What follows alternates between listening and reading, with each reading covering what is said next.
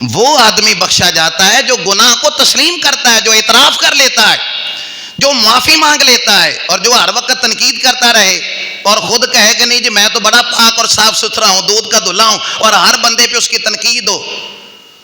تو جب تک قد افلح من تزکا، اللہ فرماتا ہے بے شک کامیاب وہ ہو گیا جس نے اپنا تزکیہ کر لیا، جس نے اپنے آپ کو صاف کر لیا، جس نے اپنے آپ کو پہچان کر لی. مجدد الفسانی فرماتے ہیں اس گناہ کی شفا ہوتی ہے جس گناہ کی بندے کو شناخت ہو جائے کہ میرے اندر یہ والا گناہ ہے، لہذا اس کی یہ والی شفا ہے، یہ والا گناہ ہے تو اس کی یہ شفا بنتی ہے. اپنے اندر ڈھونڈیں اپنے اندر. ڈھونڈتا پھرتا ہوں اے اقبال میں اپنے آپ کو، گویا خود ہی مسافر خود ہی منزل ہوں میں، اپنے من میں ڈوب کے پا جا سراغ زندگی.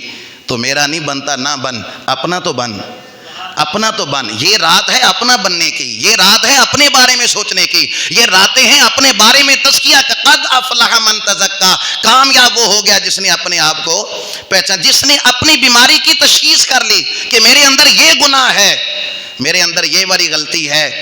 بھائی درد سر چ ہو رہا ہوئے تو بندہ دوائی پیٹ درد ہی لے کے آ جائے تو شفا ہو جائے گی.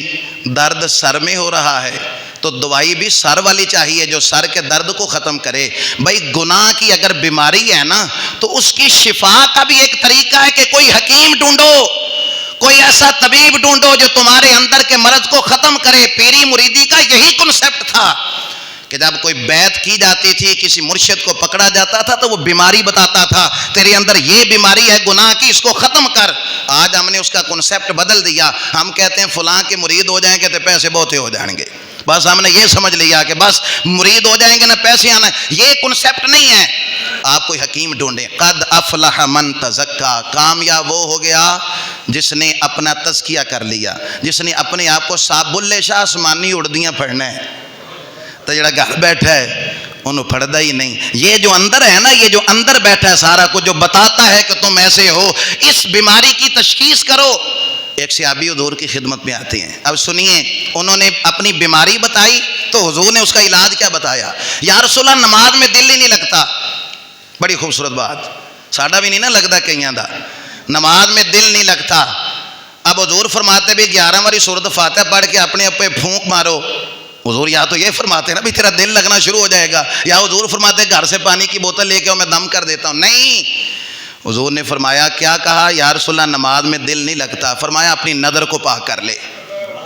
بولو تو صحیح یار.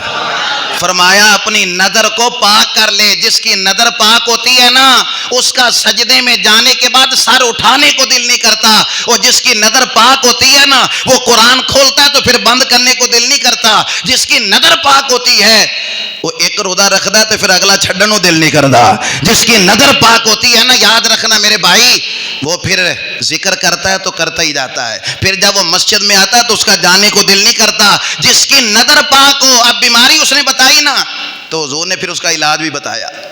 یہ علاج ہم سب کے لیے ہے جو کہتا ہے کہ یار چند دن کے لیے ذوق شوق بنتا ہے کسی عبادت کا، پھر وہ ذوق شوق ختم ہو جاتا ہے. تو غور کرنا، تیری نظر پاک ہے، ہر اس حرام چیز سے بچ دیا جس سے اللہ رسول نے منع کیا. اگر نظر کو آوارہ کر دیا، اگر نظر کو تم نے آزاد چھوڑ دیا تو پھر یاد رکھنا نہ نماز میں سکون ہوگا، نہ قرآن کی تلاوت میں سکون ہوگا، نہ وعظ و نصیحت آپ پہ اثر کرے گی. کب کرے گی؟ جب نظر پاک ہوگی. نظر پاک ہوگی تو دل پاک ہوگا، دل پاک ہوگا تو اللہ رسول کے جلوے بھی اس کے اندر ہوں گے.